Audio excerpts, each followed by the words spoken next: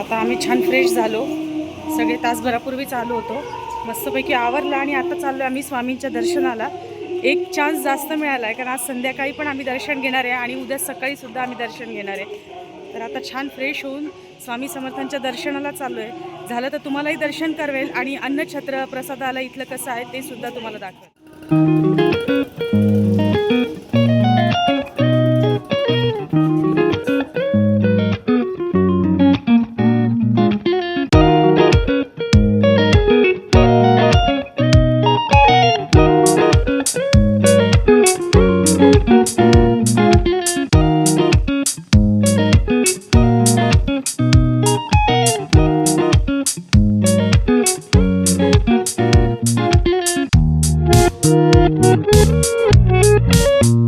इथे चहा प्यायला आलो. इथे खूप छान स्लोगन लिहिलेलं होतं, तू चहासारखं माझ्यावर प्रेम तर कर, बिस्किटसारखं तुझ्यात बुडवलं नाही तर सांग.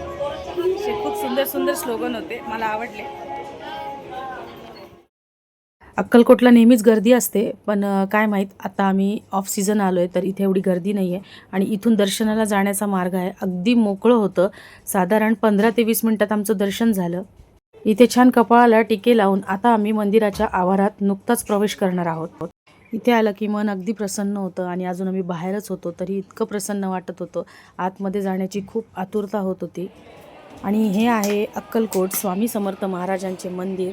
मंदिर आता आतून बरंच अपग्रेड केलं आहे. मी 8 वर्षानंतर इथे आली होती. आणि हे आहे ते औदुंबराचं झाड जिथे स्वामी महाराज तपस्या करायचे. खूप असं मनापासून दर्शन करून आम्ही बराच वेळ मंदिराच्या आवारात होतो. आणि इथली ही जी स्वामींची फ्रेम आहे हिला बघून खूप भाविक भावुक होतात. खूप सुंदर दर्शन झाल्यानंतर आता आम्ही प्रसाद घेणार आहे आणि निघणार आहे अन्नछत्राकडे. दादा बाहेर ही होती अन्नछत्राला जाण्याची लाईन. आणि किती मोठी लाईन दिसली तरी हजारो भाविक एकाच वेळेला इथे जेवण करून जातात. साधारण 20 मिनिटांनंतर आमचाही नंबर लागला. जेंट्स आणि लेडीज वेगवेगळ्या लाईन असतात. मी, मम्मी आणि शाशा, आमचा नंबर लागला होता म्हणून आम्ही इथे जेवायला येऊन बसलो होतो. आणि हा प्रसाद इथे खाल्लाच पाहिजे.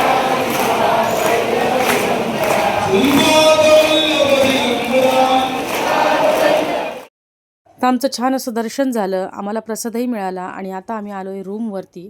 उद्या आम्हाला जायचं आहे गाणगापूर आणि तुळजापूरसाठी. तर पप्पा आणि मुलं आता प्रार्थना करतायत.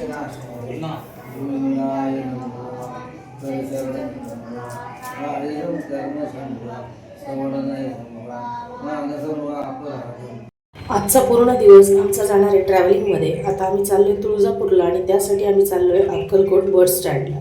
अक्कलकोट बस स्टँडपासून आम्हाला तुळजापूरची गाडी मिळेल आणि हे आहे अक्कलकोटचं सिटी. शिलाई मशीनचं दुकान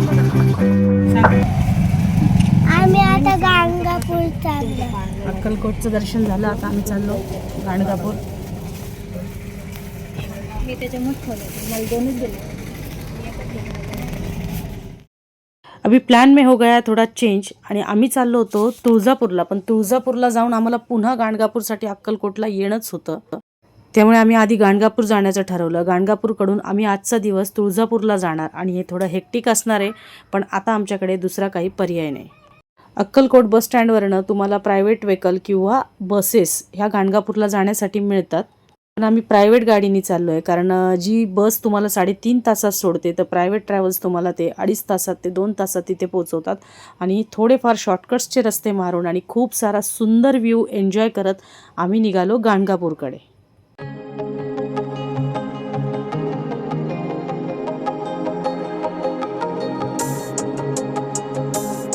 महाराष्ट्र आणि कर्नाटकच्या बाँड्रीवरती गाणगापूर गाव आहे. जाऊ नको थांब. आणि इथले सगळे बोर्ड पण चेंज आहे, लँग्वेज लगेच चेंज झालेली आहे. तुम्हाला दिसत असेल माझ्या मागे जेवढे सगळे बोर्ड आहेत ते सगळे वेगळ्या लँग्वेजमध्ये आहे.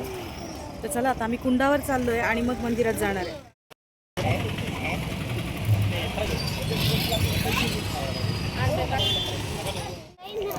तर आलो आहे आम्ही आता गाणगापूरला आणि इथे आहे 2 नद्यांचा संगम. आता आम्ही नदीवर जाणार, अंघोळी करणार आणि मग त्यानंतर मेन मंदिरात जाऊन दर्शन घेणार. इथे 2 नद्यांचा संगम असल्यामुळे अशी मान्यता आहे की इथे नदीवरती जाऊन आधी आंघोळ करायची आणि मग मेन मंदिरमध्ये जाऊन दत्ताच्या पायावर डोकं टेकवायचं. बाकीच्या गोष्टींचं तर माहित नाही, पण आजीच्या हाताने आंघोळी करणं आणि तेही कुंडावर, याच्यासाठी भाग्य लागतं आणि या तिघांचं ते नक्कीच असेल. नंतर डुगूबनीने इथे आमचे पाय धुतले, आम्हाला नमस्कार केला. त्यानंतर मी मम्मी पप्पांना नमस्कार केला, त्यांचे पाय धुतले. आपले सर्व तीर्थ आपल्या आई वडिलांच्या पायातच असतं आणि म्हणून दोन्ही तीर्थ मी एकत्रच केले. इथे गुरुचरित्राचं पारायण करण्यासाठी तुम्हाला कुठलाही योग, दिवस आणि विशिष्ट मुहूर्त बघावा लागत नाही. तुम्ही कधी येऊन इथे गुरुचरित्राचं पारायण करू शकता. आणि हेच आहे ते झाड जिथे दत्त भगवानचा वास असतो आणि आम्ही याचे दर्शन घेऊन निघालो प्रसादालयाकडे. इथे सुद्धा राहण्यासाठी तुम्हाला हे भक्तनिवास मिळतात. आमचा इथे मुक्काम नव्हता, आम्हाला आता लवकरात लवकर तुळजापूरला पोचायचं होतं. गाणगापूर हे दत्त भक्तांसाठी दुसरे पंढरपूर आहे असे मानले जाते. इथे नरसिंह महाराजांचे मोठे मंदिर आहे आणि त्याच्या पाया पडून आता आम्ही निघालो आहे तुळजापूरकडे. आता इथे आमची बस खराब झाली आहे, तर आम्ही बसलोय. ऑलमोस्ट आता अर्धा तास होऊन गेलाय.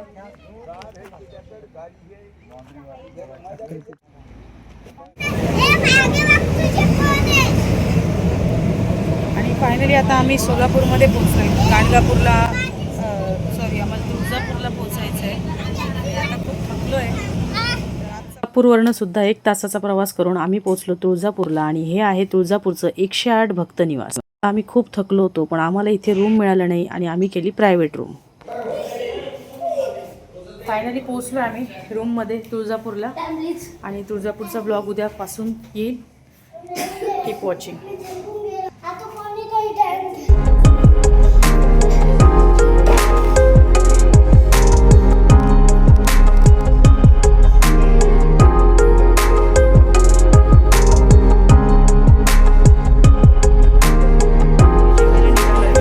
आता वाजले रात्रीचे 10 आणि तुळजापूरमध्ये येणं गरजेचं होतं, म्हणून तुळजापूरमध्ये आधी पोहोचलो, फ्रेश झालो आणि आता आधी जेवण करतो.